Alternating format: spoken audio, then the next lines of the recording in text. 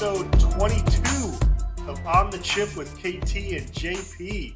Coming at you back-to-back weeks this week. We have a ton to talk about this week. I don't know if we're going to have enough time. We never know. But we're going to get through it all. There's a big weekend ahead of us, big week behind us. And sitting next to me, as always, my boy, KT. What's going on? What's up, what's up, what's up? We're here, man. We got the U.S. Open on, watching the coverage. Fucking awesome day today. Shinnecock Hills is whipping these pussies into shape. I'm drinking. Jay's not. He's got a vagina on tonight, but that's how it goes sometimes in the fucking world of JP. Yep, the world of JP is filled with vaginas. But, man, yeah, today was great, man. Fucking got home from work. We were paying attention to it earlier in the day, but watched the back nine of the group with Dustin and fucking Tiger and shit, JT. Man. Just awesome fucking shit. Shinnecock's playing tough. It's kicking the fuck out of these boys. We're going to get into it a little bit later in the pod, but we got a lot of stuff to get to tonight. We got Jags mandatory minicamp this week. Not a whole lot of coverage comes out of minicamp, you know, but we got press conferences. We got the gist of things. I'm going to tell you who my new favorite Jaguar is. We got U.S. Open weekend, what we just talked about. Tough day at Shinnecock, but the best players prevailed. And then we have a massive weekend of wrestling. We've got NXT Takeover Chicago, which will be the show of the weekend like it always is, followed up by Money in the Bank, which is now the 5th biggest pay-per-view in WWE. It's a massive card, a ton of guys on the card, a lot of stuff going on, and we're going to talk about another company that's overseas that's got 2 new North American champions, and we will talk about that as well. Yeah, it's just an awesome weekend, man. Like, we were talking about the Masters weekend back in fucking April. It's fucking Father's Day. Jay's pumped. He's going to be hanging out with his girls on Sunday. We got fucking U.S. Open. We got WWE all over the place. Jags just finished up their mini camp. Like, it's June. It's hot. It's Florida. It's so fucking Might as well stay inside and watch some fucking sports, right? Yeah, man. Drink some brews, maybe. Well, KT, maybe Jay will. KT, let's get right into it, man. We got a lot to get about. We don't want to take forever, but we might. I don't know. I don't know if we'll have enough time. I don't know if we got enough fucking time, bro. But let's talk about, you guys know what our number one topic is, and that's the Jacksonville Jaguars. Mandatory minicamp. Everybody in Jacksonville shows up, unlike a lot of these fucking teams with holdouts. Our boys are there. They're playing under their contracts. They know they're going to get paid when the time is right. And we got guys that have every right to hold out that aren't because they're smart.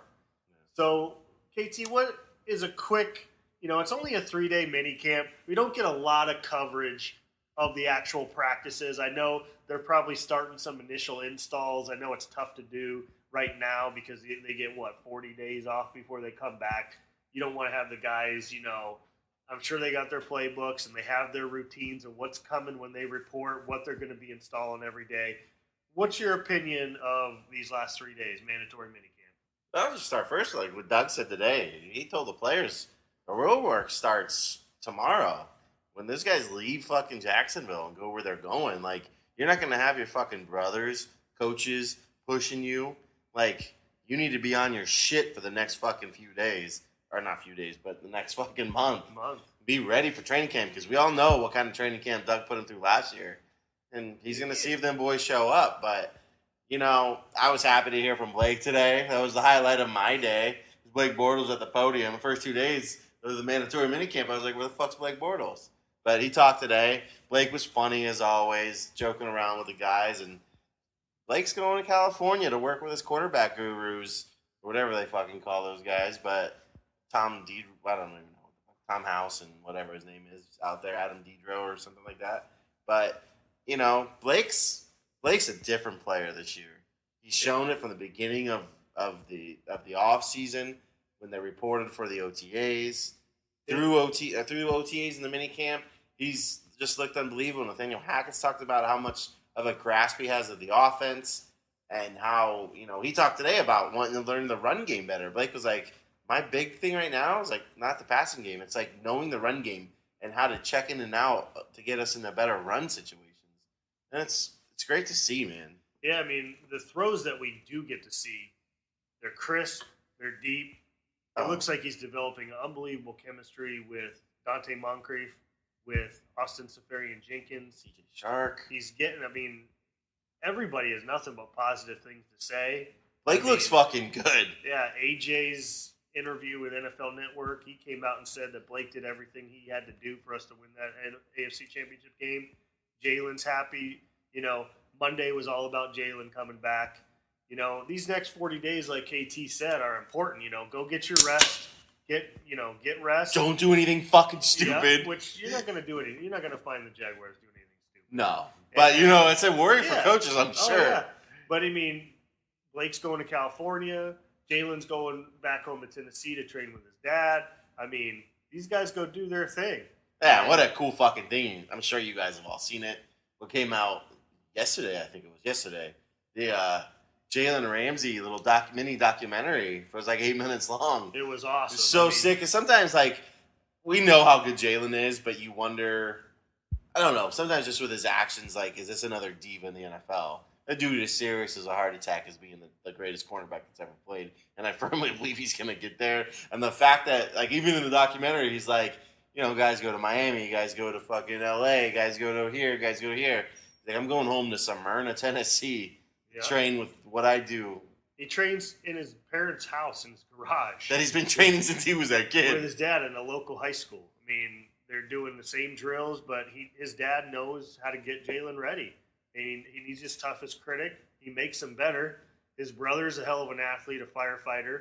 He's training with him. And I would be surprised if the Jags are in touch with Jalen's dad and Jalen. They said they have been. Just giving him like what they need him to work on and then what Jalen needs to do on his own. And Jalen's on a mission. And so is AJ. They are determined to be first and second on that all-pro corner. This fucking defense is on a fucking mission. I was telling Jay earlier this week, I swear to God, I think they're going to – this year will compare to the fucking 2000 Ravens defense. I mean, they all have a point to prove. Yeah, I mean – From the front line to the back. Let's put it this way. The first 10 weeks last year, they were untouchable. Towards the end of the season, they showed vulnerability. And we talked about it. We've talked about it, and especially against New England. They gave up the huge 3rd and 19 play to Danny Amendola. Those guys, me and KT talked about this week. If I am going in to show film, the first play I'm showing is that catch to Danny Amendola. And I'm not even saying anything. I'm running that so they see it again and again and again. And I know everybody wants to say it's a different team. And, yeah, it's a different team. There's Puz is gone. And now you have Hayden in. Those guys have to feel it too. Hayden wasn't there, but he's got to understand where this defense is coming from. And he's going to be expected to fill that Colvin role and hopefully be better than Colvin, if possible. And all you've heard about DJ Hayden since camp started is how good he's doing. I mean, they talked to I can't think of the secondary coach's name. Perry Fuel. Yeah. He was talking the other day about Hayden and just how he's like in the beginning it was a little rough for him, not from his play style, but just understanding the defense, which is expected. But he goes, man, the guy has progressed every day, and we are excited about what this guy can do in our package. It's got to be overwhelming, too, to be a new player on a defense that was this good with 10 of the 11 guys back. And all I've seen all camp, like every day I go to Jaguars.com, they're like, DJ Hayden standing out. And they don't have to do that. He's just a nickel corner. Yeah. And, like, I mean, we haven't even talked about Colvin leaving. But from a marketing standpoint, the Jaguars, they don't want you to think about Colvin anymore. But they're trying to push down a new narrative to you. But when you think about everything, your biggest storyline is what Blake's doing. Yeah. It's not what your nickel cornerback's doing. No, not at all. You know, like fucking like and every day it's like DJ Hayden is making plays and like I said, Fuel or whatever his name is, fucking was talking about him and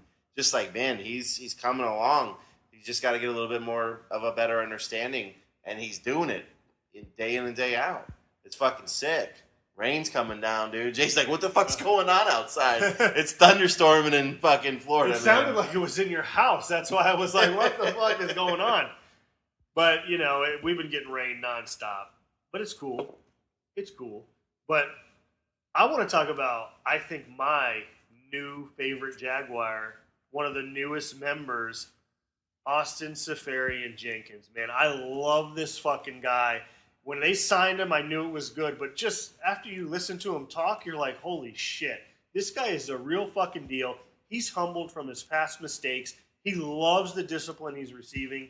He said it. I need discipline like this in my life. I need it in football. And that's why this team, this team, Mojo said it last week. This team is practicing like a championship team.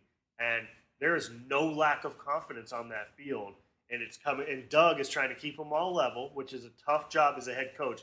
We've had, if you remember, I want to say maybe 8 years ago, we came into the season as our dark horse. Everybody's like, watch out for the Jags. And they came out and laid a fucking egg because they bought their own hype.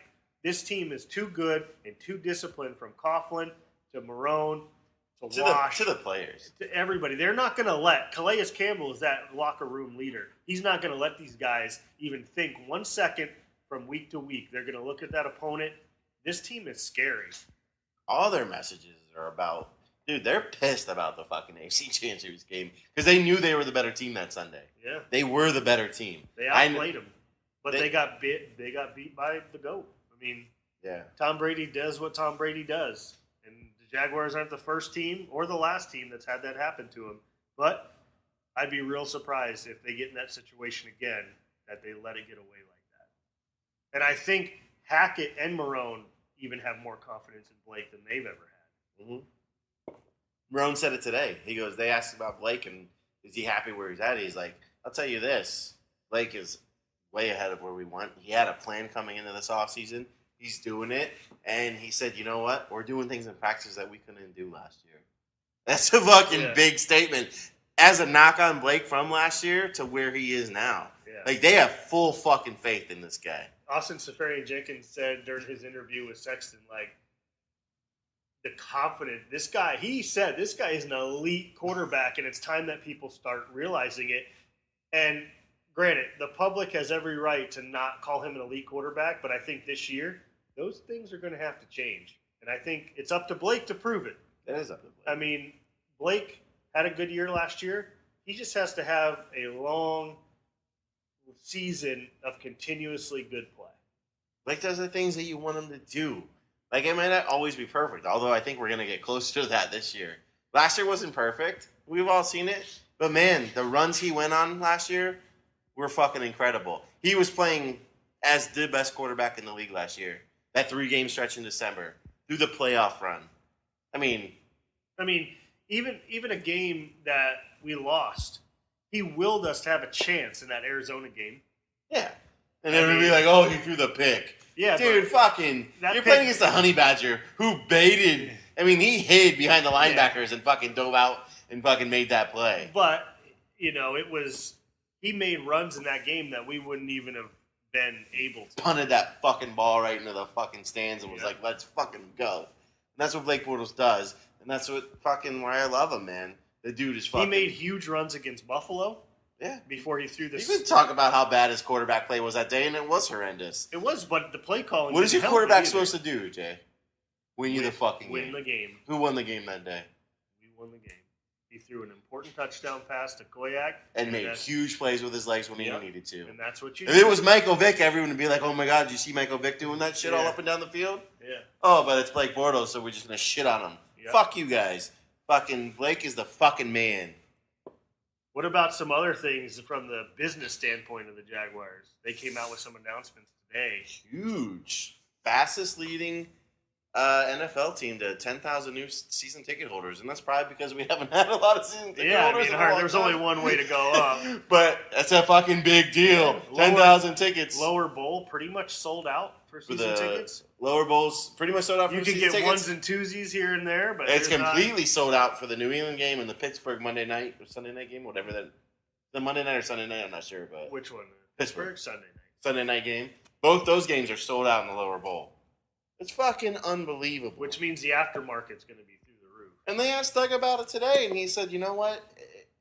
We have to earn that right, that respect of the fans to come out here, and that's what I keep telling the players. Like, they're not just going to show up because you're a fucking Jacksonville Jaguar. Like, and he said how important the fans were to that Seattle game last You year. don't have the history that Green Bay has or Pittsburgh has, where people are just going to show up because their daddies did and their Or because grandpas they're did. cities where there's nothing else to fucking do. Yeah. We're in Florida. If it's fucking 98 degrees in September, you're like, I can go to the beach, I can go on the boat, or I can go to the Jags game that are 3 and fucking, you know? That stadium is 5 miles from the beach and 300 yards from the St. Johns River. Yeah. I mean, there's a lot of shit to do. There's there's golf, fucking whatever you want to do. Sawgrass is right there. I mean, there's everything you want to do. So you have to bring it, and they're doing it, and that's why you saw the Buffalo playoff game the way it was. And now the best thing is to do is keep the visiting fans out of that stadium. Yep. You did not let Pittsburgh take over that fucking game Sunday night. Me and KT went to a game probably 10 years ago where Pittsburgh did take over. It was a Monday night game, and the Jaguars won 9-0. And that stadium, it was the best feeling in the world because those towels depleted in that stadium. And walking back to our car was we were telling them to wipe their asses with it. It was so great. They won. It was 9-0, but it was two great defensive teams that battled it out. And we've owned Pittsburgh. I mean, throughout our franchise history, we have taken Pittsburgh out in many situations. Now we've done it twice where we've beat them in their stadium twice, once in the playoffs and once at home. And trust me, you think Ben Roethlisberger wants to come to a jacked up Jacksonville, TIAA Bank Stadium now? Yeah. Just call it the Bank. Good job of getting that right, by the way. That was impressive. But, I mean, the Jaguars I can't wait, man. I really can't wait. Yeah, we got 1 month, man. I think they said rookies report on the 20th, quarterbacks on the 23rd, and I think the rest of the guys on the 26th or something. And, guys, we're going to be coming at you every week once the Jaguars start. Every week all the way through the Super Bowl. That's right. All the way through the Super Bowl. Yeah, after we're hosting the fucking Lombardi Trophy. Actually, 1 week after the Super Bowl, because we will recap the championship. We'll still have to be recovering from the nut that we busted when we win it, right? You know, it's going to be great. But, guys, that's about all we have to talk about the Jaguars. There's not a whole lot coming out of the mandatory minicamps. There's a lot. They got close. You know, we're going to come back at you in a month from now, and then we'll be here every week. The show is going to be really focused on Jaguars because we're going to have a lot of content to talk about, you know, and that's what we're all about. And we're going to keep sprinkling in the golf and the wrestling. We're actually going to come at you next week, too, because we got the fucking Orlando Magic draft that we're fucking looking forward to. I mean, you know, we are NBA fans, and we said we weren't going to talk too much about the Magic, but we're fucking, let's face it, right? We're Magic fans. We're Magic fans. We love the Magic, and it's a big night in sports. And we know we've got a lot of followers out there that are Magic fans, and we want to bring that to you as well. And we'll see what we do. Is it Trae Young? Is it fucking someone slips? Is it Doncic slips to us? Whatever. We don't know. We'll see. But moving on, KT, to one of the hardest days that I've seen on a golf course in a long time, the U.S. Open. Shinnecock got him today. Man, Shinnecock came in with a vengeance today. But the funny thing is you watch the interviews and everything, and a lot of the players, a majority of the players, said it was hard, but it was fair. I mean, number one player in the world shot 1 under par. He's in the lead. I think these pussies just got in their fucking head, man. It's the U.S. Open. I mean... And from the last time, 2004, when Shinnecock Hills held the U.S. Open. And you say it's one of the toughest courses that's ever been played. For those of you guys younger and don't remember the 2004 U.S. Open, I mean, the USGA, probably their biggest black eye that they've had in the history. Everybody remembers Chambers Bay, but Shinnecock in 04 was worse. I mean, they lost the golf course on Sunday. The scoring average was just under 80. The 7th green was unplayable. They had the first 2 groups came through, 3 triples and a bogey out of the 4 players. They literally had to summons the maintenance crew to syringe the greens between every group just so balls would stay on it. And there's a lot of mystery besides. But if you look at it, and if you look at the history, 2004, in 2003 at Olympia Field, Jim Furyk won with one of the lowest scores ever in the U.S. Open, 8 under par. They come out in 2004, and it's almost like the USGA says, fuck that. We ain't doing that again. And they set the course up borderline unplayable until Sunday where they completely lost it. Last year, Aaron Hills Brooks Koepka shoots 16 under. They come out to Shinnecock again, ironically, and say, fuck that. And today, 4 guys broke par. 5 guys shot even. Jason Duffner even. 5 guys even or better out of 150-plus players. Yeah. But the thing is, watching it today, man, the course was gettable. These guys are missing putts. Yeah, I mean, it's the greens late in the day. The Poana greens got bumpy. Okay. But those guys that played late are going to get a fresher golf course in the morning tomorrow. The guys that played early today had a little harder conditions, but they're going to get worse greens.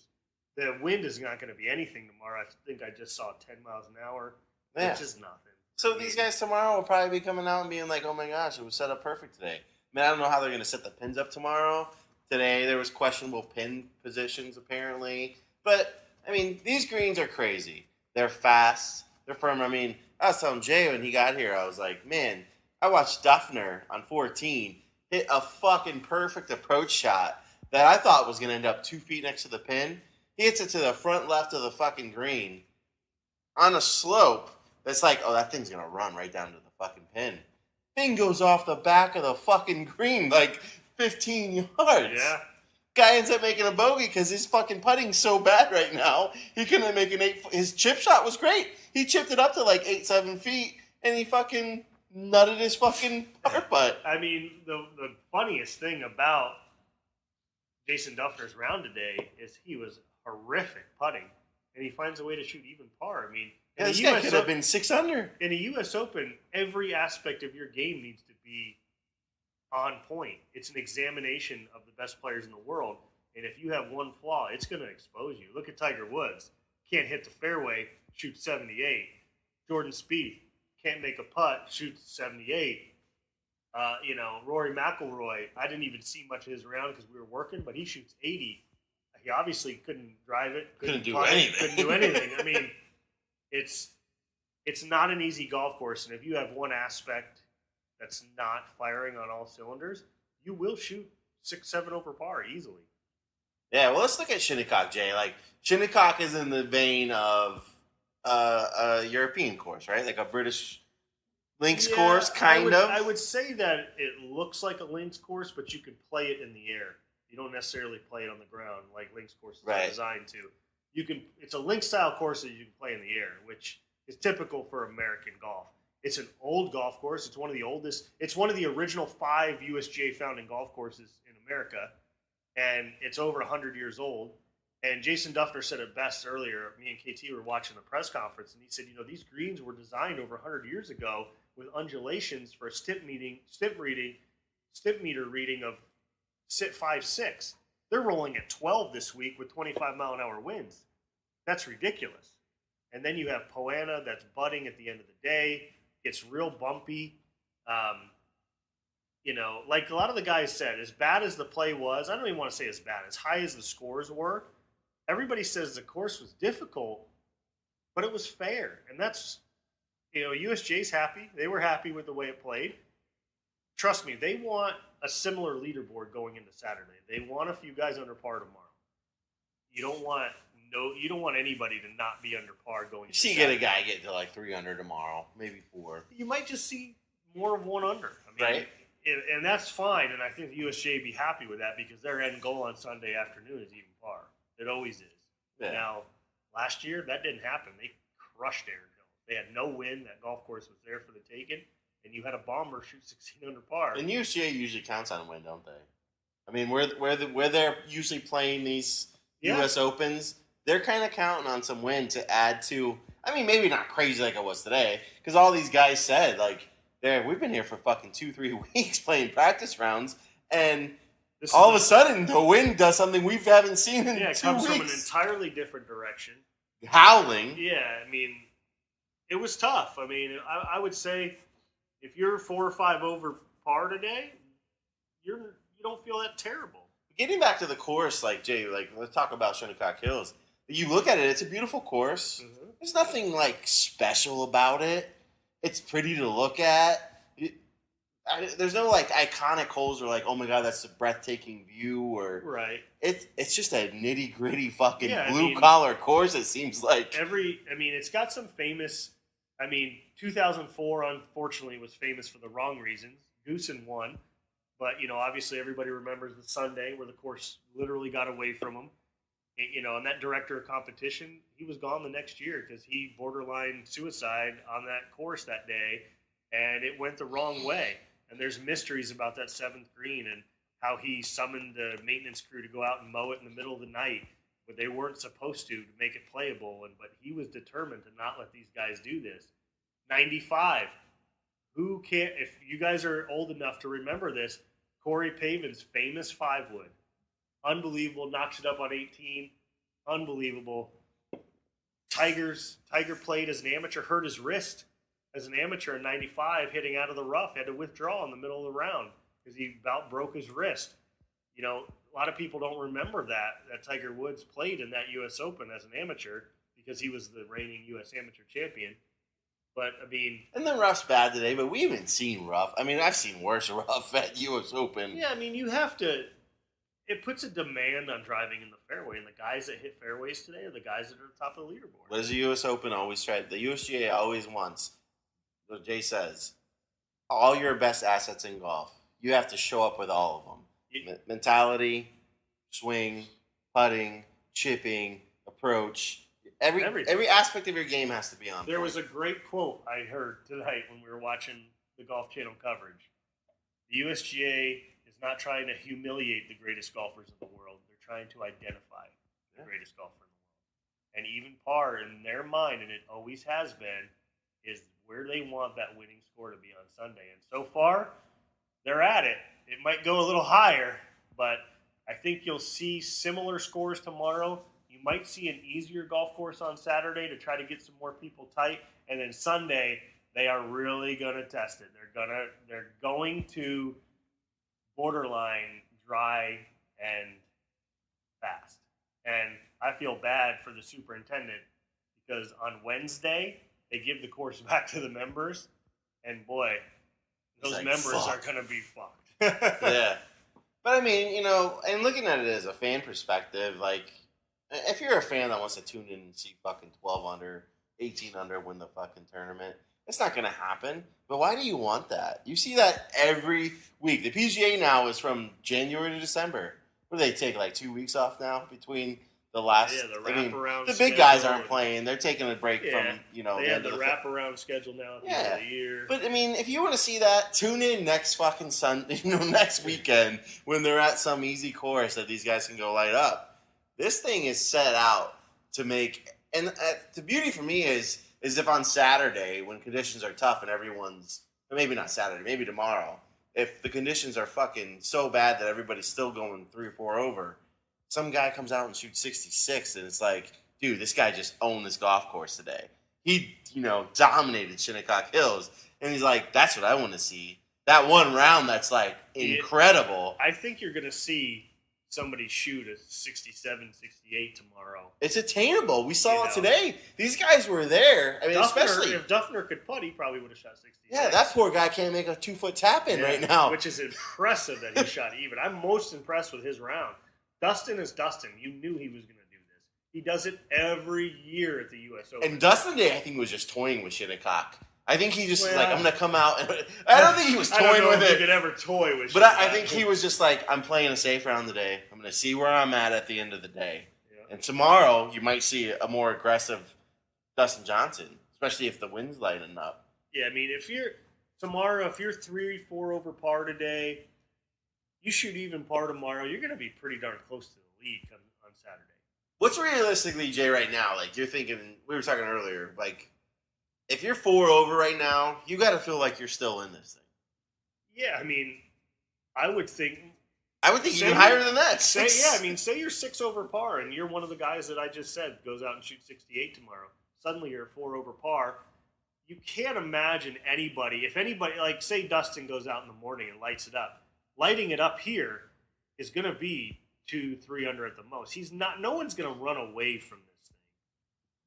And everybody can come back easy. And you saw how easy triples are leaking out there. The USGA is not going to let someone run away. And Shinnecock is the type of course that is not going to let someone run away. And isn't that how they set it up? It's like You could be having a great day, and all of a sudden a fucking triple shows up. Yeah. Like, and Tiger on his first hole today. You make one mistake trying to be cute out here. Yeah. Like Tiger, that shot he hit on one. I mean, that bunker shot you said we saw Watch Rory hit earlier, and you were like, "What the fuck are you trying to?" Jordan, he drive it to the green out of the fucking bunker when you know you can't hit that shot up against the bank. The problem with these guys is when you play a golf course at U.S. Open, they try to be cute and perfect. And you can't be cute and perfect. You have to take your medicine. We watched, I know which one you're talking about, Rory out of the fairway bunker. Yeah. He had a flat iron trying to hit a ridiculous up against shot the bank. rather than just getting it back and in he the nuts fairway. at 4 feet. Getting it back in the fairway and taking your bogey. You are going to make bogeys in the U.S. Open. You're going to make doubles in the U.S. Open. You just can't make multiple doubles, triples. You have to limit that damage. You have to throw score out of your head and grind and grind and grind. That's why if you look at U.S. Open past winners at tough golf courses are guys that are grinders. Jim Furyk at Olympia Fields, even though he shot 8 under there, that was a grind. Angel Cabrera, grinder. Retief. These guys, Retief. Tiger in his heyday, a grinder when it counted, when he needed to get it done. Ernie. These are multiple U.S. Open champions. Curtis Strange, Payne Stewart, Look at the guy who hasn't won it, Phil. Because he would grind the course and make one fatal fucking flaw. Because he wants it so bad. And you can't. He even said it in an interview, a sit-down interview the other day. I listened to him. He said, you can't go out and win the U.S. Open on the first day, but you can certainly fucking lose it. Yeah. And you can't win it on the second day. You have to put yourself into that position. Just fucking survive. I mean, and if you look at the guys that shot under par today, you got DJ, best player in the world. Russell Henley, kind of surprising. Good player, 3-time winner on the tour, but not having a great season by any means, comes out. The guy that shocked me under par today was Ian Poulter. I mean, I'm not a big fan of Ian Poulter. I don't like Ian Poulter. And his game is not, I wouldn't say his game is world class unless you're playing match play in the Ryder Cup. Then he's the fucking best player in the world. But, like, him shooting 1 under was kind of surprising. Very surprising. Yeah, he just had it. Scott Piercy, good player, has won in the past. Not a guy you think is going to come out like this. You got other grinders out there, like a guy like Charlie Hoffman, won over. Yeah, he's starting to be a player in every major Masters, man. Especially. Yeah. But then everybody with Scott Piercy, I'm sitting here saying I didn't expect Scott Piercy. He finished tied for second last year. Now, last year was not your stereotypical U.S. Open grind. But still. You got Patrick Reed at 3 over. I mean, even Brooks Koepka, who's 5 over. I mean, he shoots even par tomorrow. He's going to probably be within 6 shots of the lead going into the weekend. I mean, that's really good. Yeah. I mean, this tournament is going to be, every day is just going to be stroke to stroke, yeah, man. I mean, you're probably going to see, you could see a cut line tomorrow at 10 over. Mm-hmm. I mean, you're going to have that 10-shot rule up to so many players. If someone separates themselves a little bit, you might see some other guys get in. I wouldn't be surprised if you got a 1 under, 2 under lead tomorrow. Dustin will probably, he's going to play on a fresher golf course in the morning. No, not as much wind as the morning guys had today. Fresher greens. Hey, you might see him come out and shoot 2 or 3 under. Who knows? And this is an examination of golf. I mean, everybody wants to root for Tiger Woods, but this shows you where Tiger's game is at. Yeah. This is an examination. It's a perfect because we just watched the replay on 14 of Tiger. He's got a fucking 10-foot birdie putt. 10-foot birdie putt, straight in. There's no look to it. It was just a straight in putt. Fucking misses it. Shoots it 6 feet past the hole. On his par putt, shoots it past the hole. And he 3-putts for a fucking bogey. You have to respect the course. You can't overpower it. And what I like is, like, I was telling Jay earlier, because Jay was driving over here when Dustin was finishing his round. And Dustin's in the lead. And this is the mentality you have to have at the U.S. Open. On 18, Tiger and fucking JT, Justin Thomas, pull out driver. Now, Justin hit a hell of a drive, but then he put himself in a spot that he hit a good shot, but he misses the putt. Yeah. DJ fucking pulls Now, out. granted, DJ can hit his 1-iron about as long as some guys hit their driver out. He didn't even hit his driving iron. He hit his 2-iron, and he hit it to, I think he had 160, 70 yards in to the hole, and he missed it the second shot. But guess what?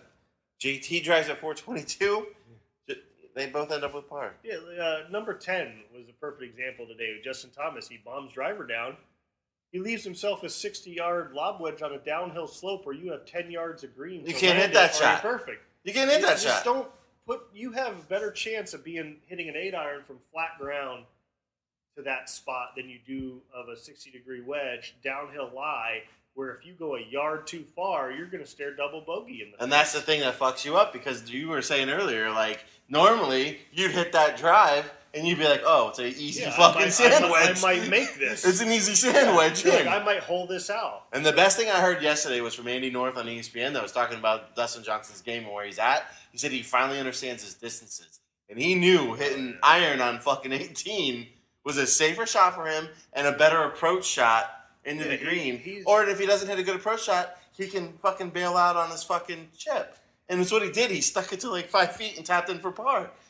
As the leader of the fucking tournament. I mean, he is, over the last couple of years, he has dialed in his wedges, and that's why he's become number 1 player in the world. And he has always done it in U.S. Opens.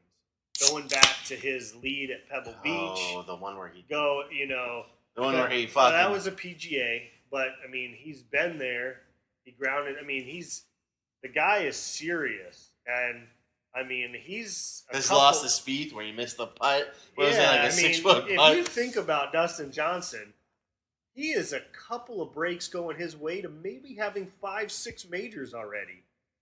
It's a shame that he only has 1. Yeah. But I mean, he's contended at the Open. We all know that he grounded his club at the PGA, but he was in it. He would have been in that playoff. He held the lead at Pebble Beach in 2010 when he bombed it left off the tee on 1, and they kind of just went from there. The one where him and Spieth went head to head. Yeah, I mean, Chambers Bay hits the 2 beautiful shots in on 18 and fucking 3 putts on those horrific greens. I mean, this guy could literally, the only course, and I said this before, and I think I said it, the only course that is not perfect for him, I'm not saying he'll never win it, but it's not the greatest setup for him, is Augusta. But these U.S. Open golf courses, these PGA Championship golf courses, and some of the in the Open Championship rotation, some of those courses are set. Like I like him at Carnoustie, and we're not even done with the U.S. Open. I mean, and Carnoustie may be one of the hardest golf courses in the world as we've seen. I know Carnoustie's the British Open, but it's like talking about the PGA and where he was almost the one he grounded at. Is the PGA set up kind of like the USGA? I know they don't make it as hard. Because the PGA... But do they pick courses that are fit? The PGA and the USGA have beef with each other. USGA is trying to find even par. PGA is not that sadistic. Their courses are, you're going to see a guy get to 10 under. I mean, that's not as ridiculous. And it's almost like they make it a point to outshow the other ones. USGA is trying to make even par their champion, and PGA wants competitive. It wants a lot of guys, a lot of chances, a lot of birdies. Whether it's even or fucking 10 under. They don't care as long as everybody's right in there. But it's, there's a lot of stuff. This is going to be a great weekend. I mean, KT, what do you think's going to happen? Who do you think hang up? I mean, is it hard to say right now that anybody but it's DJ's tournament? I mean, I love Duffner because I'm just a huge fan of Jason Duffner. But his putting is horrendous. I can't even. If he has another day like he did today, he's not going to shoot even par all week. That's going to catch up to him. It will, because it just like him making that fuck. What did he say he made on the? He made a 12-footer on 18, which might be great for his confidence. He might have gone to the putting green. It's tough to practice putting after these rounds because the putting greens are bumpy too. I mean, most guys in a tour event, they're going to go grind for 45 minutes on the putting green before they go eat dinner, and that's just too much. I mean, that putting green is just like the greens they just got off, and it's not going to do anything for you. Yeah. The good news for Duffner is he's coming out tomorrow morning on fresher greens. And that's what he said. He said it. He was like, I'll have better greens in the morning. Duffner's just a quality player. Hogan was his favorite fucking guy. Yeah. He's hitting it. He's as good as the best right He's now. a fairway to green guy every time he goes out. It's putting that gets him. I mean, at one point today, he was 10 for 10 on fairways. I know he didn't finish perfect, but that's going to help a lot. But my other surprise that I was telling you about is Snedeker, man. I've always liked Brandt Snedeker. Tough bogey at the last. Yeah, I mean, that hurt. That's tough to go to dinner with that. Because you feel like you played good, and you're like, fuck, I should be one over. He did play good, and he just fucked 18, man. He fucked 18 up. But that's the U.S. Open. You got to grind until it's over. You can't coast. Yeah. What about you? I mean, Patrick Reed at 3 over is fucking, who knows? Yeah, I mean, Justin Rose, sneaky 1 over par today. No one's even talking about him. Your boy, Charles Howell III, 1 over. Charlie Hoffman, 1 over. How about the Korean, Ben An? Good player. Fowler, 3 over. I mean, there's a lot of guys. I mean, tomorrow's going to kind of put things into perspective. It really will. Because the good thing about the USGA is the morning afternoon splits, the first and 10th tee splits. So Dustin, Tiger, and JT went off number 1 today in the afternoon. Tomorrow they're going to go off number 10 in the morning. So they're going to not play 18 last. I mean, they're going to play 18, the back 9 first tomorrow. And that's what's good about the USGA. They try to give that. The one thing they really hope is they get similar weather conditions, which I don't think tomorrow's going to be. They're going to get a nicer day tomorrow. Yeah. So they actually take away fucking two par 5s from this course. Yeah, normally these USGA, you got, a par 72 course being played for the members. They usually turn them into 70s. They always do. So there's a couple holes out there that are normally played for par 5s for the members. These guys are playing. So if you think about it, I was telling KT, So they have a cut like 2 more longer par 4s. Yeah, I think there was I can't remember what hole it was. It might even have been 14, 516-yard par 4. That's a par 5 for the members, for the more regular people. Yeah, these guys are hitting fucking monster shots. I mean, it's good. It's hard to say right now that someone is going to step up to take. I mean, Dustin's going to be there on the back 9 on Sunday. I mean, I hope it's a great tournament. That's all I hope for. The Masters was okay. Ricky made it a tournament at the end, but Patrick had control of that whole tournament. He did. I don't like to see golf tournaments like that. I want to see. I don't care if the same person wins every week, but I want to see a battle. And that's why I got bored with the Tiger Woods era, because he dominated. He dominated to the point where no one could touch him. If Tiger Woods won 78 tournaments like he has, and they were all tight, I would have loved every second of it. But the problem is Tiger Woods made golf. Would already won on Saturday. Yeah, I mean, shit, he may have already won on Thursday in some cases. I mean, I was asking Jason this earlier, like looking at a guy's scorecard at the U.S. Open, you see Duffner today, his 4 birdies, 4 bogeys, finishes even par. Like, is that the kind of scorecard you want? Do you want, like, Henrik Stensson's one over, who I think is one of the best players in the world. The guy's a machine. We talk about it. Jace pointed out that he's not a great putter, and that's probably one of his biggest fucking downfalls. But his card today was birdies all over the place and fucking yellow boxes, too. I mean... Yeah, like, do you not? You definitely don't want to be yellow boxes across the board. Well, in the U.S. Open, you didn't know that you're getting birdies though. Like, does getting birdies and bogeys make you feel good? Yeah, I mean, birdies are always going to make you feel good. If you have 5 birdies and 5 bogeys, are you? I don't think you're focusing on your overall score. I think you're just grinding one shot at a time. And I guarantee you that Stenson's not going back and looking and saying, "I made 5 birdies, 6 bogeys." He's just looking at that one.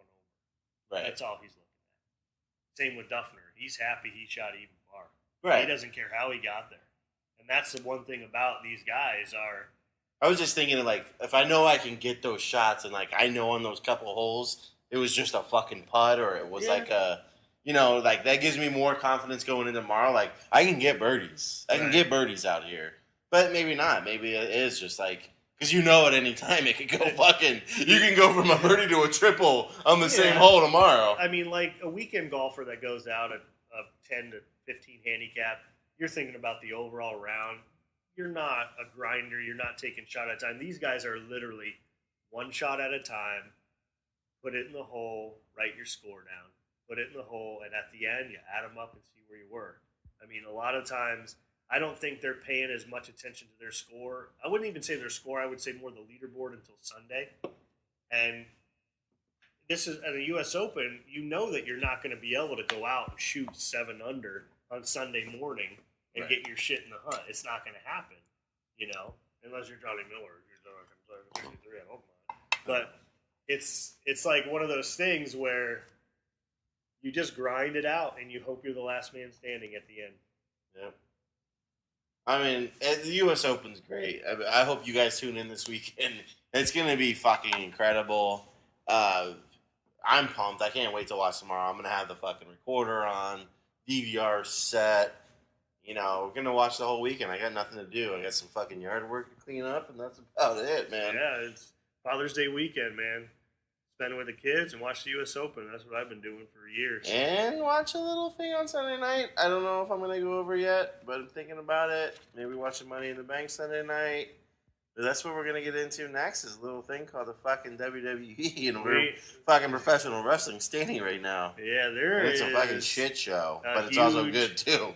There's a huge weekend coming up. One of the big, now that WWE's turned this into the Big Five now, rather than the Big Four. They came out before they decided to double brand the pay-per-views. They announced that Money in the Bank was going to be a double branded pay-per-view, which tells me they almost kind of had plans of what they were going to do this week.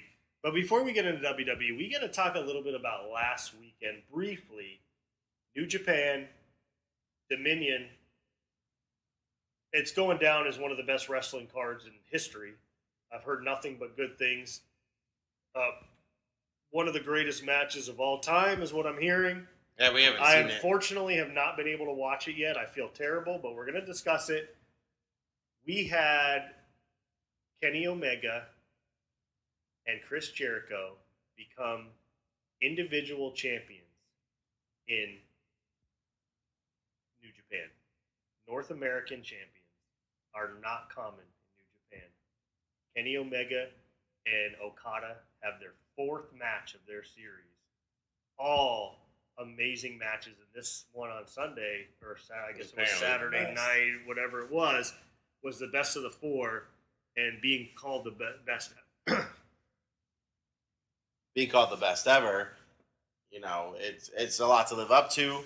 It was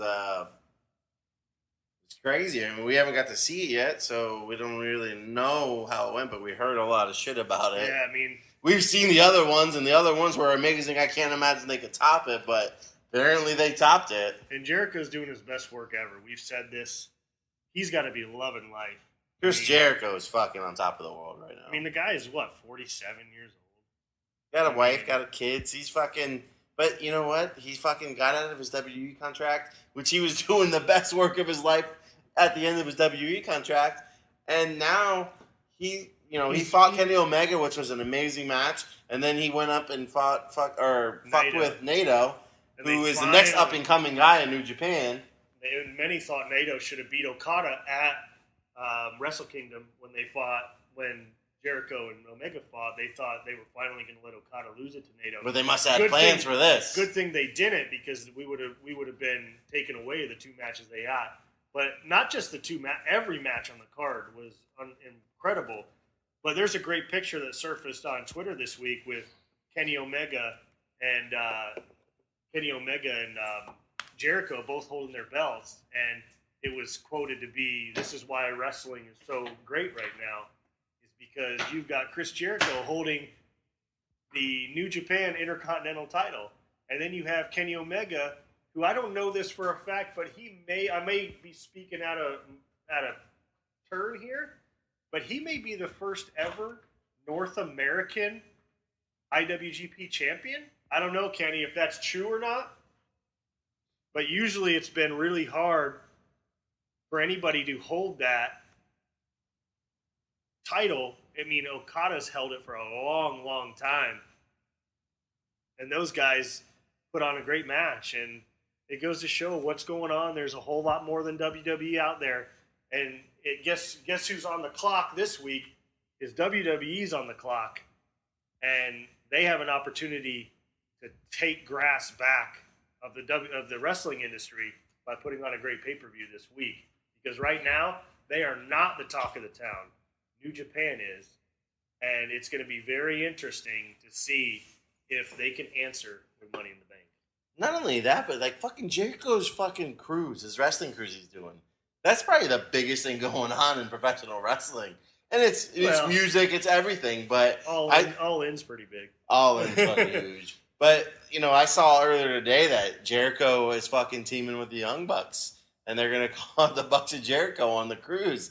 Like, Jericho's embracing this whole fucking thing with New Japan. He's loving it. And we get it. He said that he wouldn't join Ring of Honor or anything on the state side because he doesn't want to piss off Vince. But the fact that he's loving doing what he's doing in New Japan, and the Young Bucks are part of that. Yeah. So it's fucking cool to see. It's professional wrestling outside of WWE is awesome. What's going on in the WWE is a fucking shit show. And we're going to get into that. But we're first going to go over probably what's going to end up being the show of the weekend, like it always is, NXT Takeover.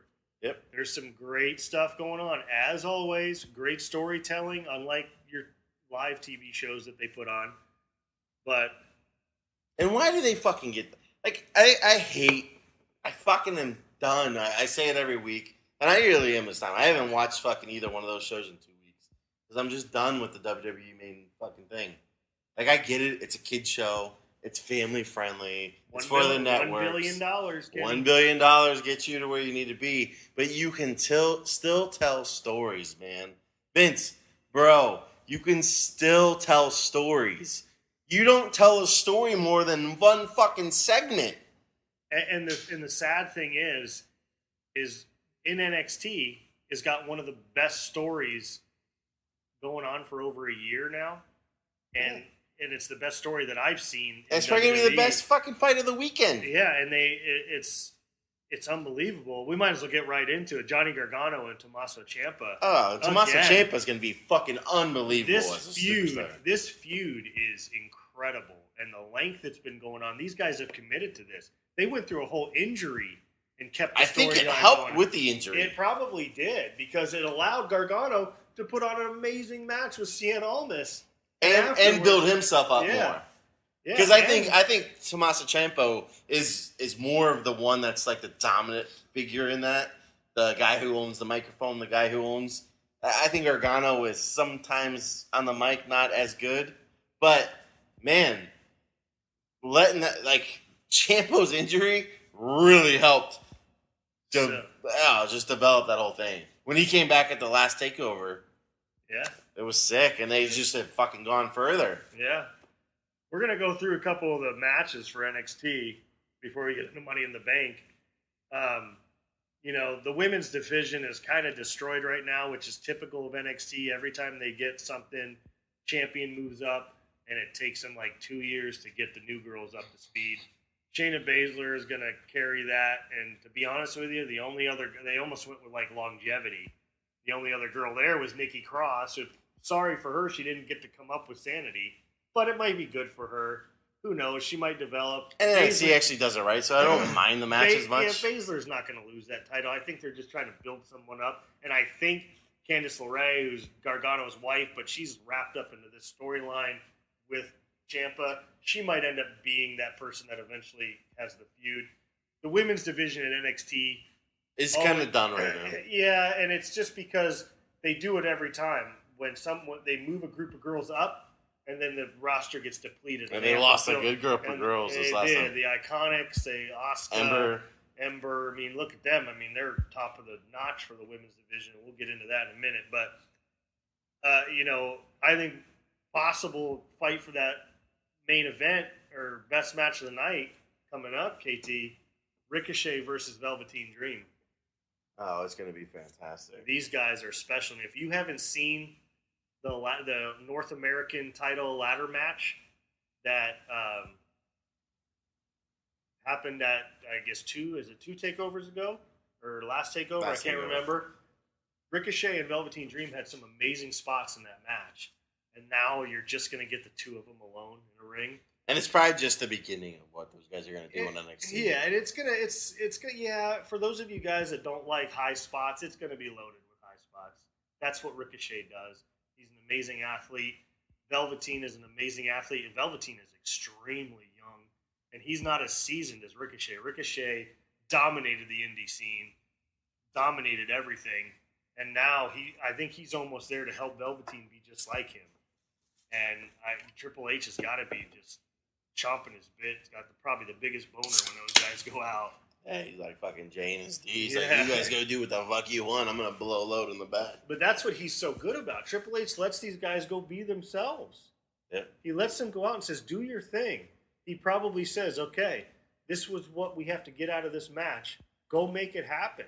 And that's what Vince McMahon doesn't do on the main roster. He micromanages these guys to the point where he can't have the number one babyface be a babyface because the fans just boo him. I mean, it's just, and I think that Ricochet and Dream are going to put on an unbelievable match. And that's all that thing we want. And you can call it, like, we listen to Busted Open and Bully Ray talks about all the time.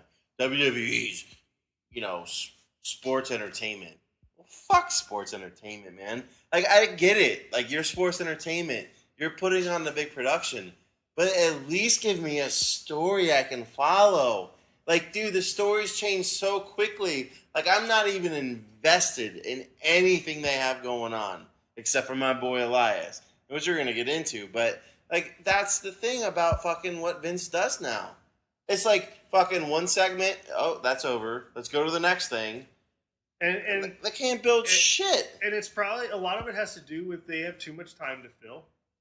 I mean, they spend it on the women. Yeah. That's the storytelling they try to do is with the women. Yeah. Like, it's days of our fucking lives. It's like they have great storylines. They give them to the women, and the women destroy it. Yeah. Because they're just not good. They're just not good enough. And they just ruin it. If they were doing some of the storylines that they're doing with the women, and we're doing them with the men, and you can call me sexist or whatever you want, it would probably be amazing if you had factions like the Riot Squad, but you had factions like, look at what's working in NXT, Undisputed Era. The Roderick Strong turn was awesome, and now you have that. I mean, you have the British build-up with Pete Dunne and his boys, which hasn't quite formed yet. Which but is I think another tag team title. Yeah, let's get right into that. The Undisputed Era, which I think is going to be O'Reilly and Roderick Strong are the ones that are actually going to fight versus Oney Lorcan and Burch, which I think that they have an opportunity in NXT to put Undisputed Era versus this British faction, which I came up with a great name, which I should email Triple H, the Parliament, which would be awesome. Be sick.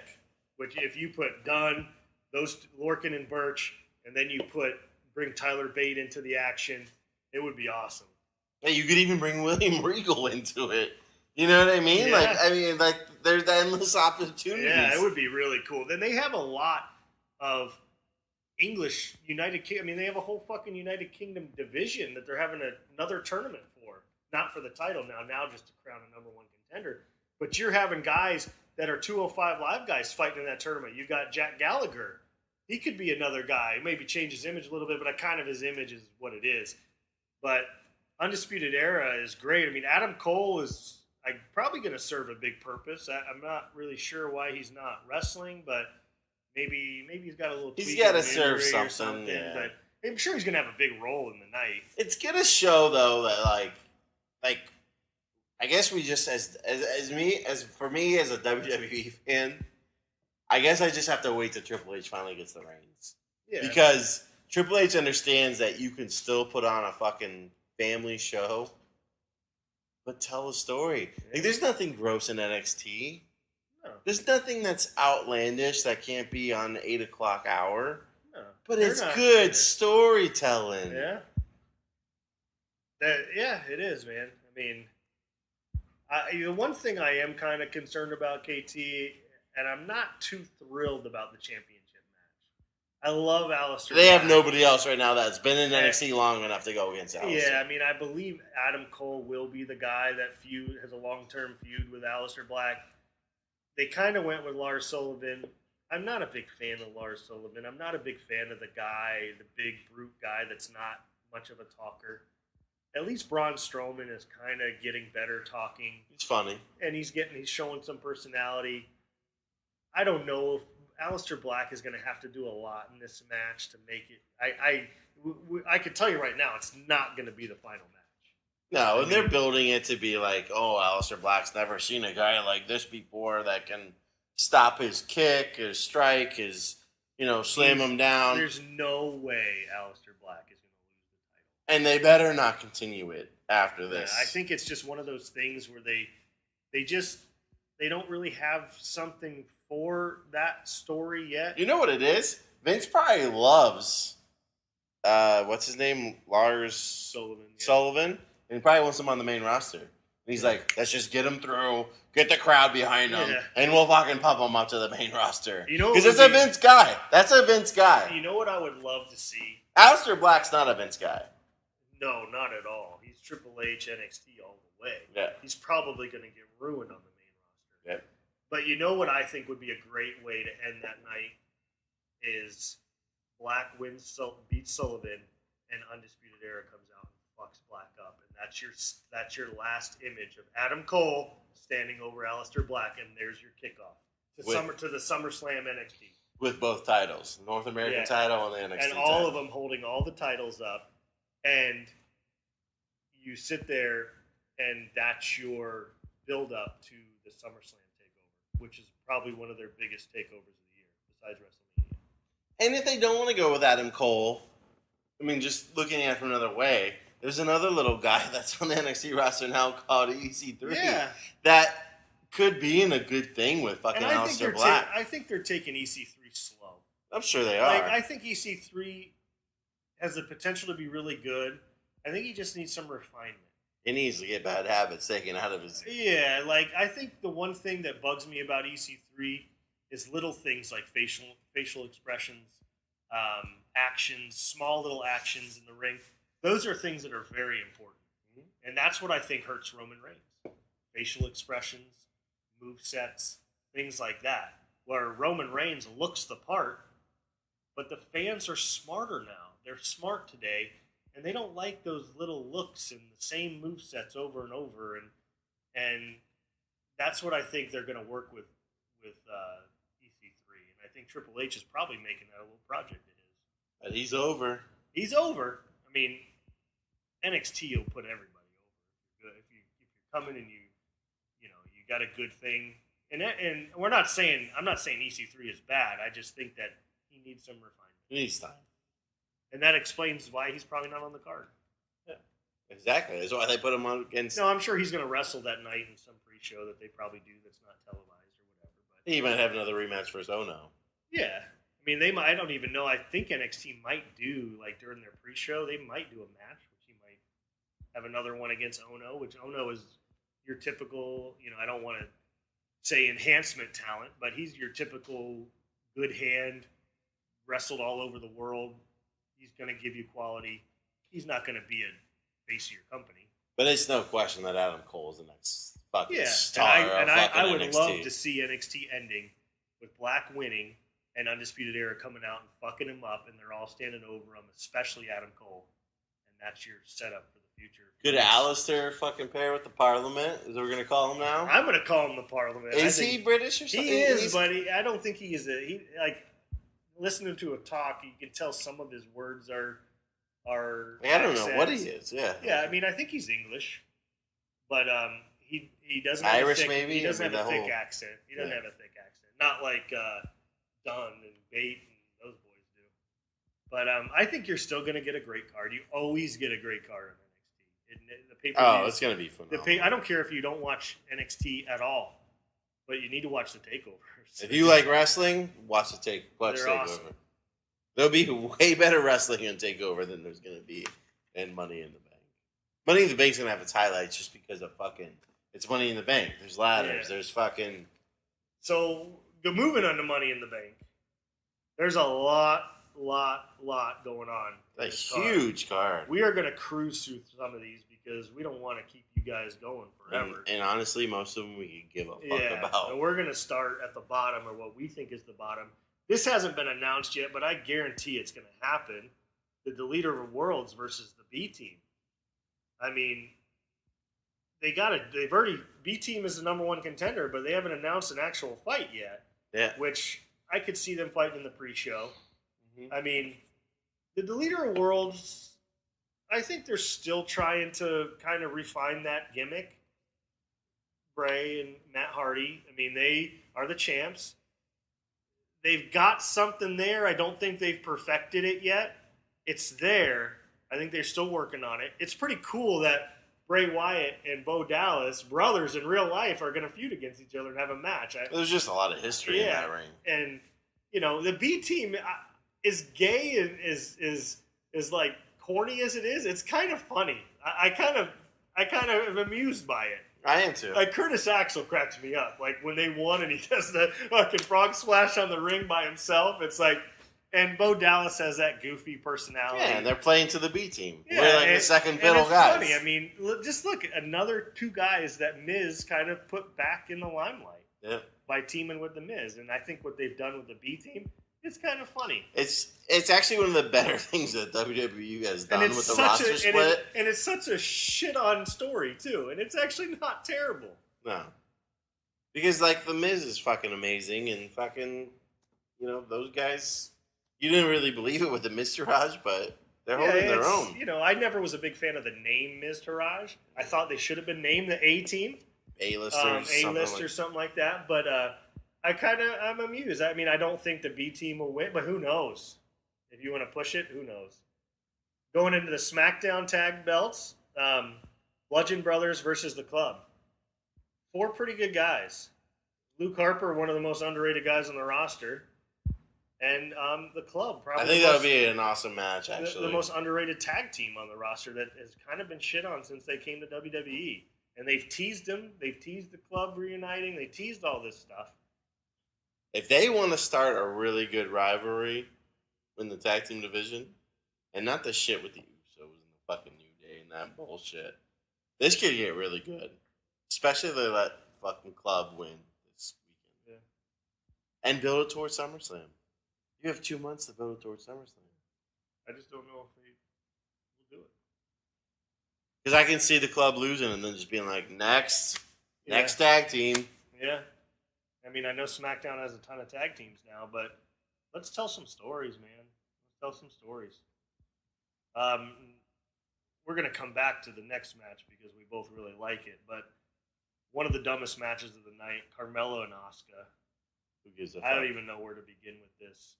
How Asuka loses to Charlotte, then loses to Carmella. Charlotte loses to Carmella. I mean, give me a fucking break. Carmella is not good.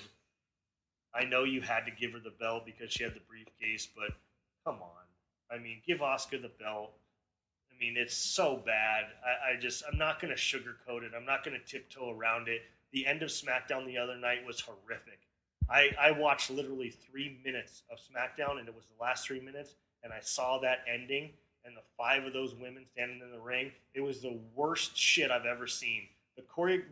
I'm sorry, they just can't pull it off. They can't pull it off. Nope. The ideas are there. They just can't do it. Dude, WWE does everything in their power to make the women successful, but it fucking falls flat on its face every time. And the funny thing is, Kenny, is I think the ideas are there. They are there. They give them good ideas. They just can't perform it. They write better for the girls than they do for the men. Yeah, and the women can't produce what needs to be produced, and it's bad. And I'm telling you what, the amount of time that they're dedicating into the women's stuff is going to destroy them as a company. What did I tell you what WWE stands for now? Yeah. It's not Walk with Elias. It's Women's World fucking Entertainment. And they're just not good enough. I've tiptoed around it. We've tried to be honest and fair. And granted, there's some of the ladies that can wrestle. But they are being handed great stories and great ideas. And they are falling on their face week after week with missed spots, missed kicks, They don't even know where the cameras are. You can tell that they're depending on each other way too much to be in the right spots. And you can tell them, like, looking at each other in the eyes, like, you got this, you got this, you got this, and then they miss it. And they've got some girls that are good on the mic. They got some good wrestlers, but they just can't do it. And I'm tired of what was the other night? Natalia's match went on for the first 30 minutes of the show.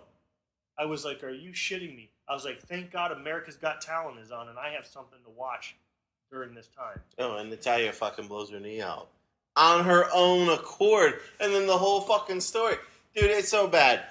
Listen, I will tell you this. These are my favorite fucking chick wrestlers. Well, the ones that are actually good, I'll say this. Charlotte, love Ember Moon. I think Ember Moon's a star. I appreciate her. Natalia, just because of where her family's from, who she is. Wrestle. She can wrestle. She can do it all. And that's about fucking it, Charlotte. dude. I said Charlotte. Oh, okay. That's about it. It's just not good. It's not good. It's not good. And I hate to say it to everybody, Ronda Rousey is terrible. She is terrible. And the fact that she's getting a title match is horrendous. Yep. And It's you know fucking what's going to disgusting. happen. You know what's going to happen. Natalia's going to win the briefcase. Ronda Rousey's going to beat Nia. And Natalia's going to come out and it's going to start their feud. I think there'll be some fuck up. They'll write some good storyline to this thing. Something will happen in the fucking match. It's so bad. The women are on my last nerve. I can't do it anymore. It makes me not want to watch WWE TV. Whenever they're on, I immediately turn the channel because I can't watch the fuck up. I can't listen to them talk. I can't listen to anything that's going on when it happens. You can tell everything they say is scripted. Half of them don't know what to say. I mean, I watched them standing on the ladders the other night, and Sasha Banks was trying to talk to Alexa Bliss, and you could tell that she didn't really even know what she was supposed to say. Natalia's sitting there like a dummy, staring up at the briefcase with a big smile on her face, and I'm like, is this... And poor Ember Moon, as good as she is, she's not that great on the mic yet, and it's like, she doesn't really have anything to say, and they're standing on ladders with four of the top men in the WWE that are literally giving up the stage to these four women because that's what they've been told to do.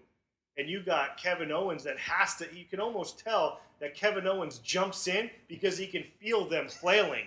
He jumps in and starts talking shit to Braun, and it literally saved the segment.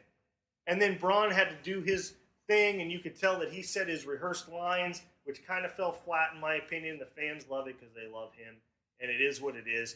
But you can tell, I mean, what Kevin and Braun are doing is actually really good. It's a shame that they don't have an individual match because Kevin has actually been bringing it to Braun.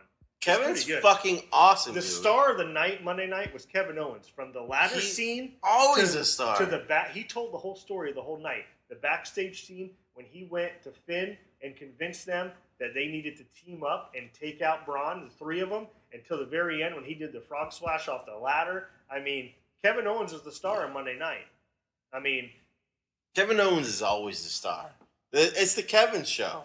It is. It's Kevin Owens fucking. Kevin Owens is fucking amazing.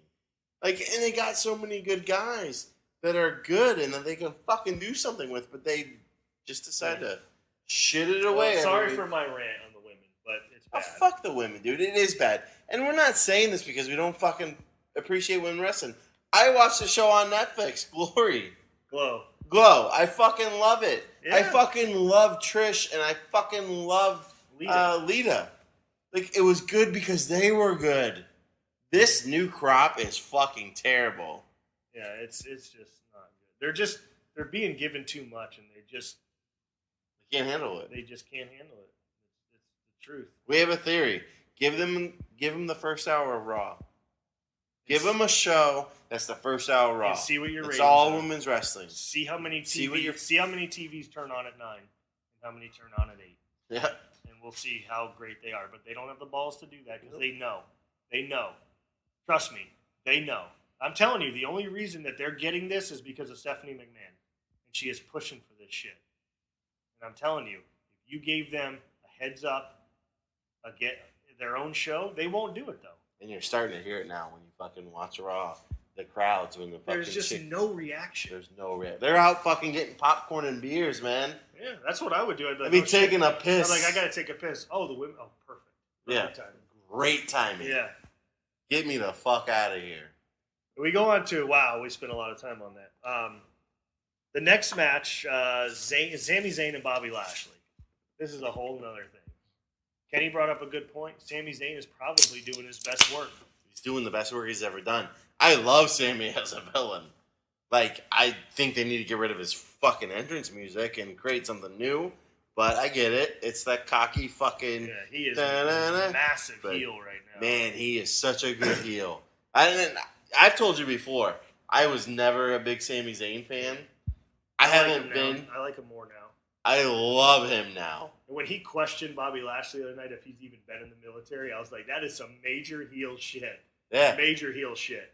And you know what? The funny thing is Bobby is actually getting some pops, and it's only because of Sami. Yeah. Because Bobby is terrible.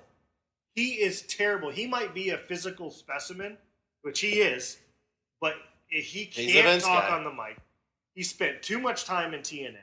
I didn't like him when his first run in WWE, and I don't like him now. He is horrendous. And I know everybody says, "Oh, we need Bobby Lashley versus Brock Lesnar." Why? Just because they're two fucking jack dudes that MMA fought? Bobby Lashley is terrible. He is horrendous. Dude, Bobby Lashley is Big E, but Big E just dominates him in wrestling and on the microphone. Yeah. Big E's the guy you should be pushing. And I'm not even a fucking New Day fan, but I think Big E should be the guy. It's time for Big E to go on his own. He should, man. Big E has got everything that you want in that guy. Xavier Rhodes and Kofi need New Day. Big E doesn't need New Day anymore. No. He may have needed him in the beginning, but now he's developed into his own guy. And I think he could sustain himself. He's the star of that show. I mean, him and Xavier. I think Kofi kind of rides their fucking coattails, but... Big Cass and Daniel Bryan. Who gives a flying fuck? I mean, you're not going to let Big Cass beat Daniel Who Bryan. gives a flying fuck? I mean, you know how I feel about Daniel Bryan. I mean, Daniel Bryan has already beat him. Already made him tap out. Why are we fighting again? There's so many guys you could put Daniel Bryan with right now. Why isn't Daniel Bryan the Money in the Bank? Oh, because he's fucking injured. And he can't take a fucking bump like that. I don't know what they're doing with Daniel Bryan. I really don't. They're just waiting to fucking be able to put him against Shinsuke or fucking I mean AJ. I mean, we'll get into that, but there's no way Daniel Bryan loses. No way. Speaking of Shinsuke and Styles, last man standing match. This I think it'd be good, but we have an opinion on this. Me and Kenny both agree on this. it's that fucking this rivalry has been awesome and they're building it up good. But man, you're taking the fucking heat away from AJ Styles. He almost feels like a lost member on the card. He seems like he's out of place. He's still good, but I feel like this feud is doing so much more for Shinsuke than it is for AJ. And it's because AJ doesn't know how to... I think, and it's probably with the writing, but AJ's having to... I told you this the other day. We were talking about it. AJ has to carry the whole fucking program. And I don't know if he can. I think when AJ has developed... Because I'll be the first one to admit that I've always liked AJ Styles, but I've never thought he was a good guy to carry anything on the microphone. TNA, when he got to the WWE, I think Cena helped him. I think he needs someone else to, be a back and forth with him. And Shinsuke, we all know, can't do it because he doesn't fucking speak English. Yeah, he can't carry an entire feud. This whole feud is based around a low blow. Both of them. And that's really not good. I mean, and this brings me to something that they might be able to do to spice this up. Because I feel like they're not going to end this here. What if you introduce Daniel Bryan into that and make it kind of a three-way situation? Yeah, it would help. I mean, it might add something to it. It might give somebody some talking points with AJ because they're obviously going against the talking points. I thought the backstage contract signing was smart. You kept control of the situation and you didn't let Shinsuke get exposed. You actually made Shinsuke look really good in it. Yeah. And you made AJ kind of look bad. AJ doesn't need a backstage control. AJ segment. feels heelish now. Yeah. In that segment, he kind of came. They both came off heelish. But I mean, everything that AJ's doing right now feels heelish. Like the fans aren't behind him, like they were. It's. I mean, there's a lot to be said. I mean, I wouldn't be surprised if both of them get 10 counted. It's like a double knockout. And just continue to the next one. And just add Daniel Bryan into it. Because you can't keep Bryan and Cass together. No, you can't. No, I mean... And that'd be a good SummerSlam match. Yeah. Triple threat. I really don't want to spend a lot of time on the women's. I don't know what they're going to do with this after how bad they fucked this matchup last year. How bad they fucked this matchup last year. Oh, is this when fucking Homeboy won it? James Ellsworth went up and won it. I mean, I think Natalya, I'm telling you, I think Natalya's going to win it. And she's going to get ready to cash in on Ronda, and that's going to be their feud, which is bad, but whatever. I mean, I don't think it's going to be good. I mean, it's going to be quite horrific, to be honest with you. And I really hope it's not the main event. I really hope it's not the main event. And you're going to get one moment that everybody's going to talk about. They try to create the moment. Yeah, there's going to be one moment where someone, probably Charlotte, does a backflip off the top of the ladder. You got Charlotte and Becky in it. Who can both Those two will be the ones that fucking do something. I mean, Charlotte, Becky, and Natalya can wrestle. So can Ember Moon. Alexa can do some stuff. Sasha can do some stuff. Lana, I feel bad for her. I mean, she's probably going to spend most of the time on the outside of the ring, on the ground. I mean, Naomi will probably do something crazy. If that doesn't say the state of women's wrestling, Lana is the one they're pushing right now. And it's only because of Rusev Day. Yeah. Yeah. That bitch doesn't belong in a ring, man. No.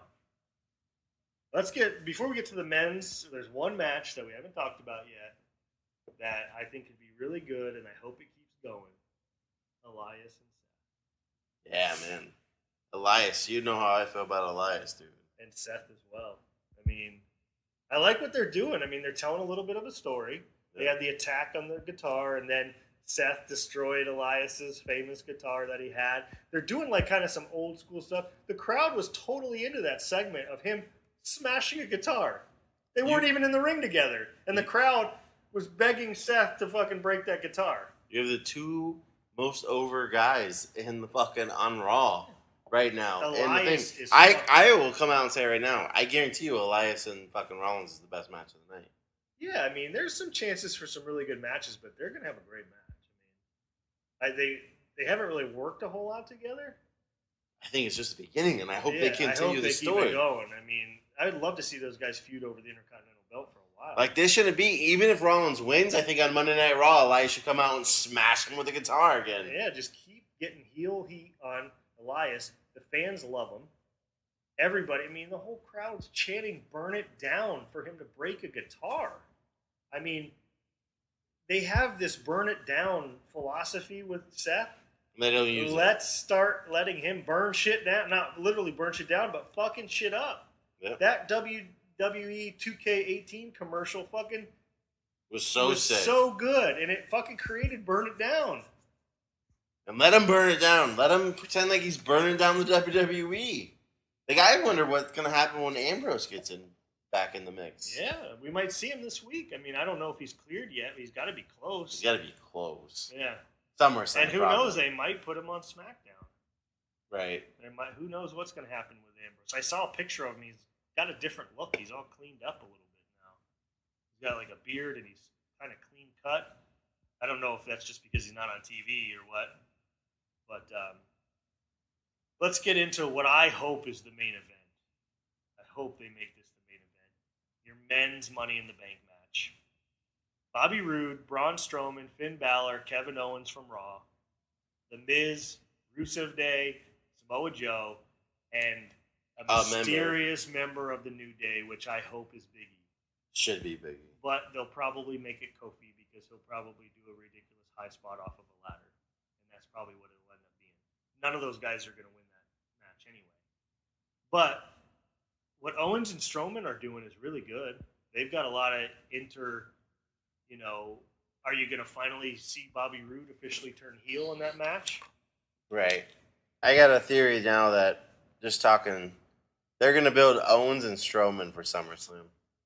So those two are going to be out. Because I think it's inevitable that we're going to unfortunately see Roman and Brock again. You're going to see Joe, and after watching SmackDown, Joe Rusev Day.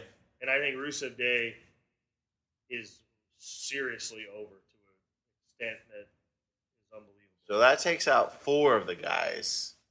Now we got Rude, Miz, and whatever member of New Day. You know what just dawned on me? We're sitting here thinking about what's next for Daniel Bryan. Daniel Bryan, Miz. True. That's still sitting there. And a lot of a story to tell. So that takes out the Miz.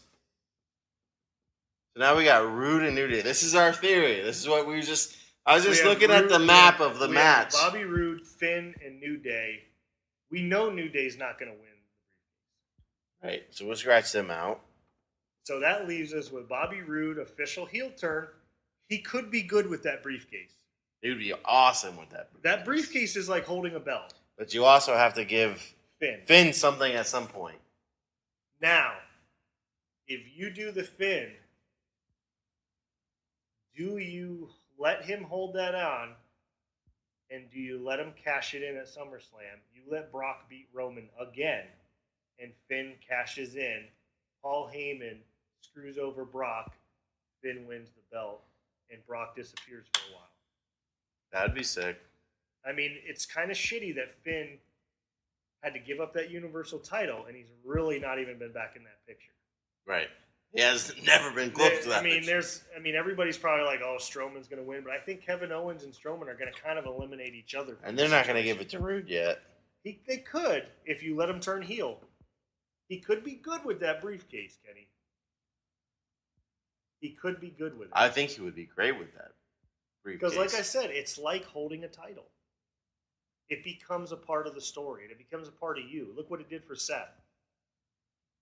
Yeah, but I think the payoff is with Finn. It could be. What is I saw today, what's the heel turns for WWE? I think Bobby Roode has to turn heel. He's a better heel than. But how would he turn heel if he wins the? He'd have to fuck over a face in the match, which he could fuck over Finn. He could fuck over Braun. Right. He could fuck over Rusev. But they're on different shows, so how do you go forward with that? It doesn't matter, yeah. It's weird to say that I really don't know who could win that match. Because I think it's inevitable that Roman is going to fight Brock at SummerSlam again. Oh, yeah, that's going to happen. Maybe Roman beats Brock, and then maybe it gets cashed in on Roman. And Roman doesn't actually get to leave SummerSlam with the belt, which would be funny. I think Finn's going to win. I've been looking at the thing we just did, doing the map. I think Finn's going to fucking win the fucking Money in the Bank. That's your call? As crazy as this sounds, Finn or Rude could win that. One of those two guys. Yeah, because I totally see what they started last week. Owens and Strowman's going to be SummerSlam. It could be good. They could go with that for a while.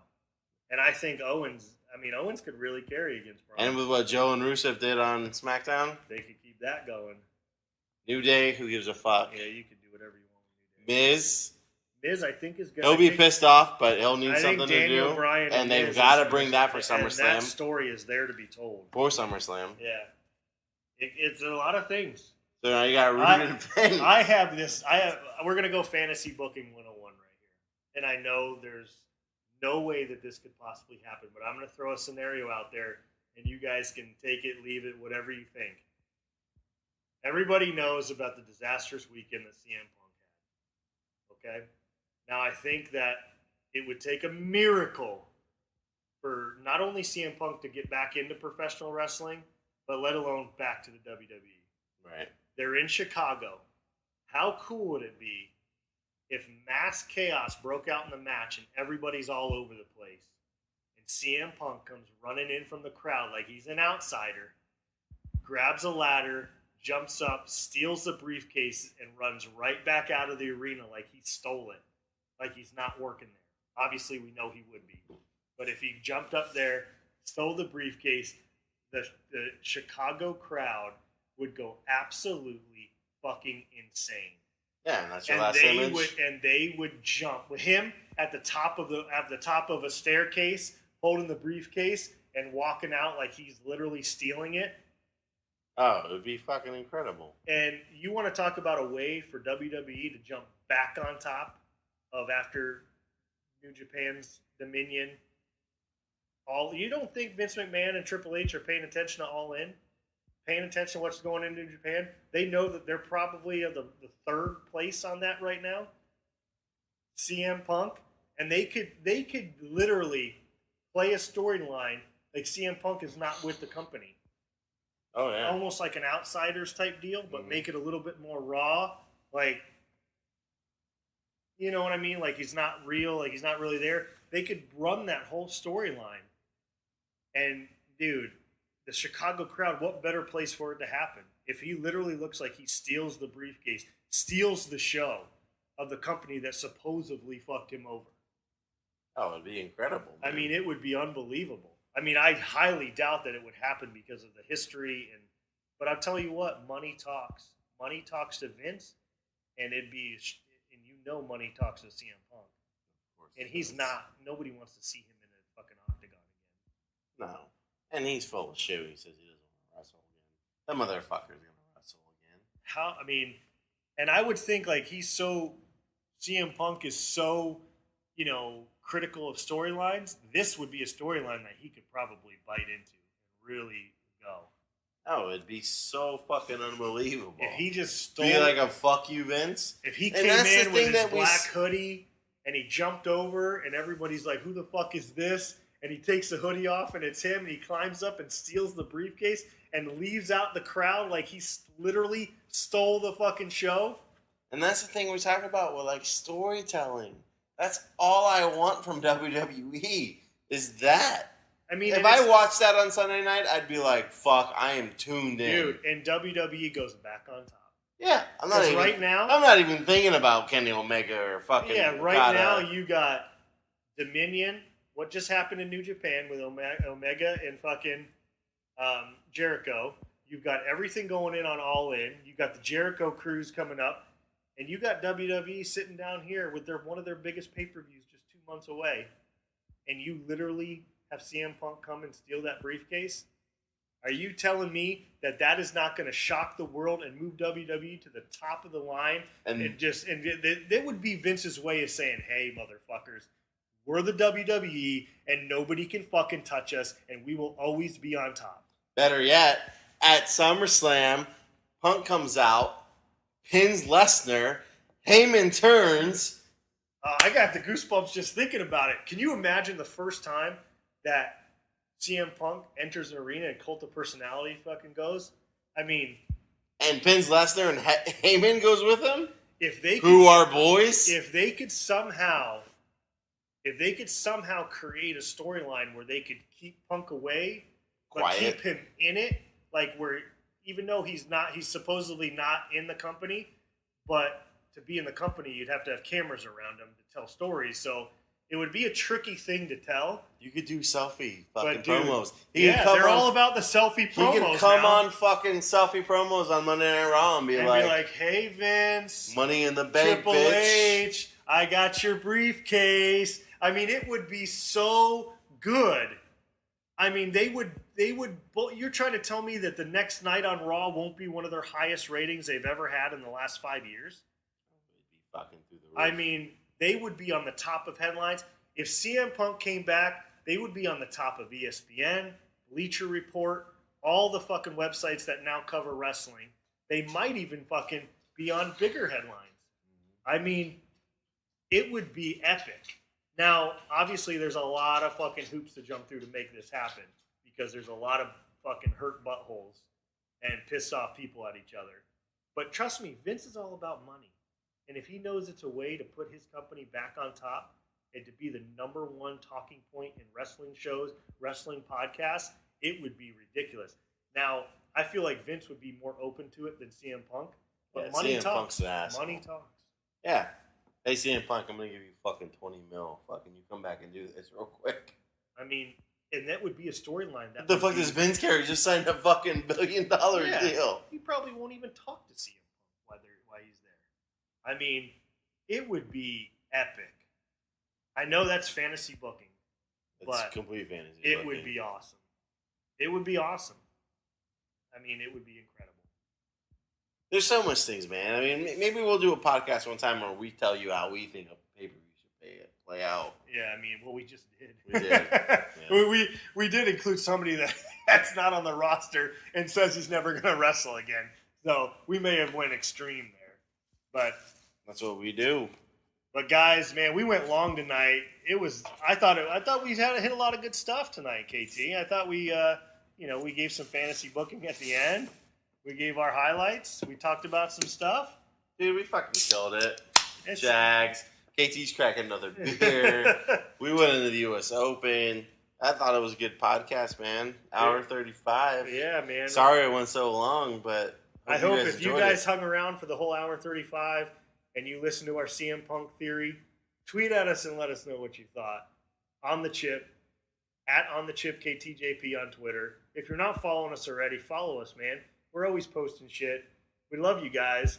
We're big time Jags. We're so pumped, a month away. It's awesome, guys. It's a big weekend. I want to say happy Father's Day to all the fathers out there. Have a great weekend with your kids. Yep. We're drinking beers. We're fucking having a good time.